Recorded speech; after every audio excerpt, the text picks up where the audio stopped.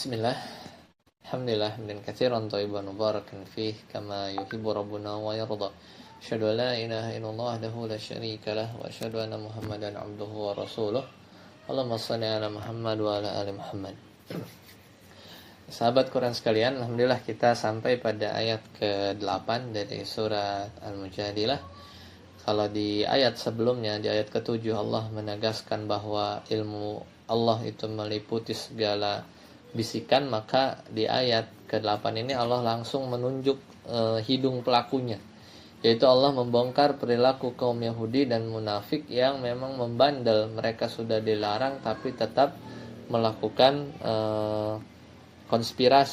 melakukan konspirasi bisik-bisik. Allah Ta'ala berfirman, A'udzu billahi minasyaitonir rajim. Alam tara ilal ladzina nuhu 'anil najwa thumma ya'uduna lima nuhu anhu wa yatanajawna bil itsmi wal udwani wa ma'siyatir rasul ila akhiril ayat.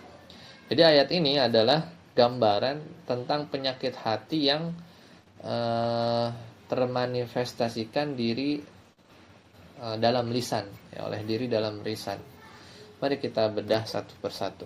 Di mana Allah Ta'ala berfirman, Alam tara ilal ladzina nuhu 'anin najwa. Tidakkah kamu perhatikan orang-orang yang telah dilarang mengadakan pembicaraan rahasia? Ya. Siapa mereka? Kata Imam At-Tabari dan Ibnu Abbas, mereka adalah kaum Yahudi dan munafik di Madinah. Karena di antara asbabun nuzul dari ayat ini, Ibnu Abbas menceritakan radhiyallahu taala anhuma, kaum Yahudi dan munafik ini sering berbisik-bisik sambil melihat ke arah orang mukmin dengan pandangan sinis atau mengedipkan mata, taghammus.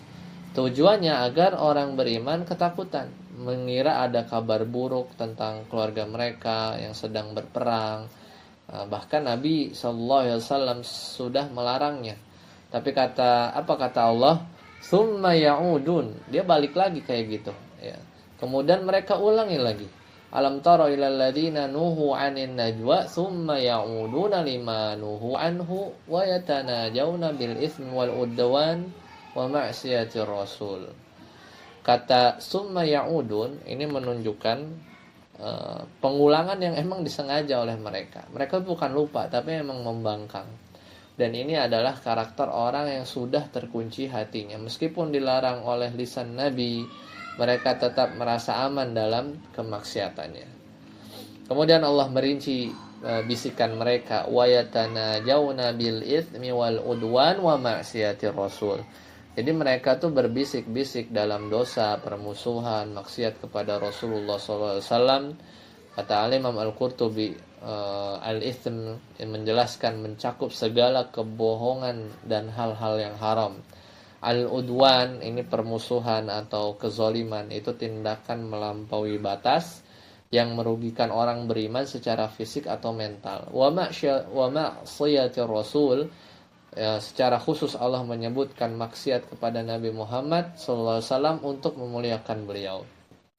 Karena Allah membedakan antara itsmi, dosa individu, wal udwan, itu dosa sosial.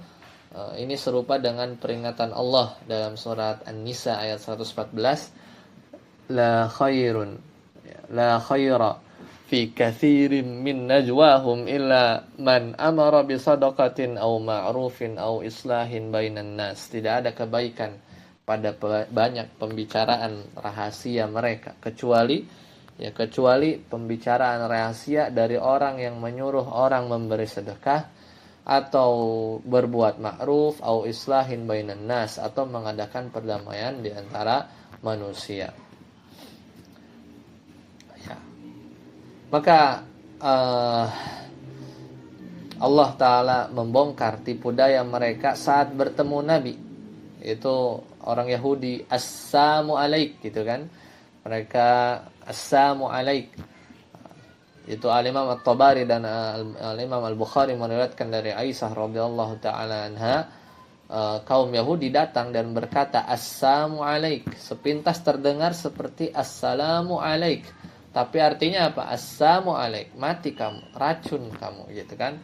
Dan Allah membongkar tipu daya mereka saat bertemu Nabi. Wa idza ja'uka hayyauka bima lam yuhayyika billah. Gitu kan? Mereka apabila mereka datang kepadamu, mereka mengucapkan salam kepadamu ya dengan salam yang bukan dari Allah.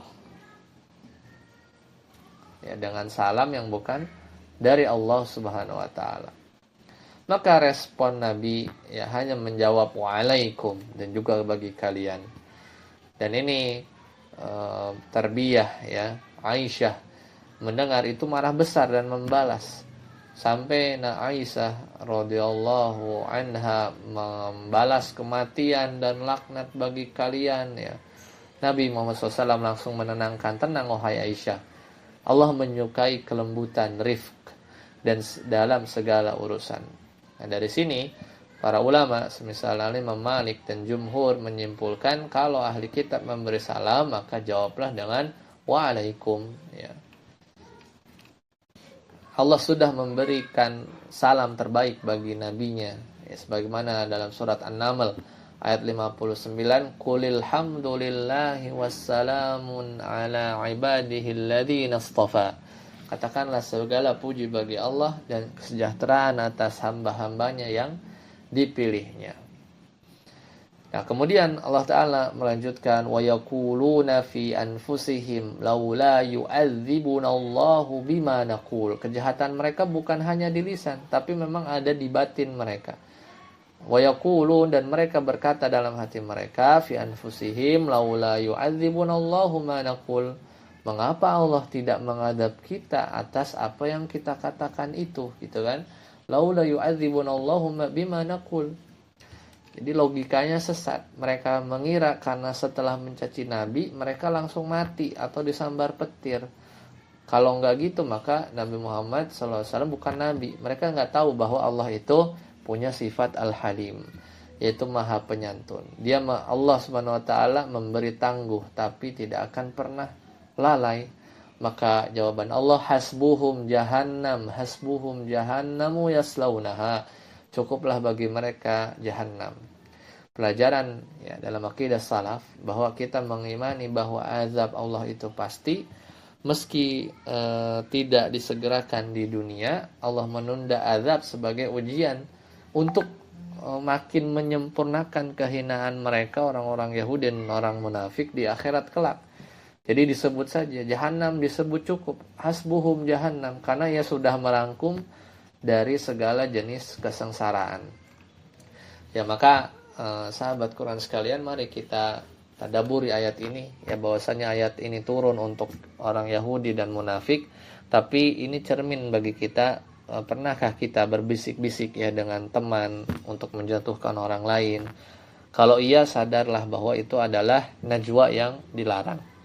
Dan Nabi SAW bersabda dalam hadis riwayat Muslim, jika kalian bertiga, janganlah dua orang berbisik tanpa mengajak yang ketiga, karena itu akan membuatnya sedih. Dan Islam menjaga perasaan hingga bahkan ke level bisikan. Dan hati-hati dengan delaynya hukuman ya. Jangan merasa kita aman saat berbuat dosa lisan, lalu merasa tidak ada hukuman spontan, hukum karma orang-orang bilang. Ingatlah kata-kata mereka, mengapa Allah tidak mengadab kita? Ini sombong sekali. Wa yaquluna fi anfusihim laula yu'adzibunallahu bima naqul. Itu adalah jebakan istidraj ya. Itu adalah jebakan istidraj. Maka bisikan jahat muncul dari hati yang penuh permusuhan. Maka kita contoh Nabi ya, meskipun beliau ya diperlakukan buruk, tapi beliau tetap tenang, rifq menghadapi cacian, namun tegas dalam prinsip.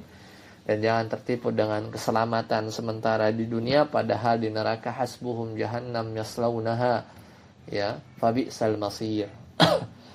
Sampai jumpa di sesi berikutnya. Insyaallah nanti kita akan lanjutkan di pembahasan ayat ke-9 tentang perintah najwa dalam kebaikan.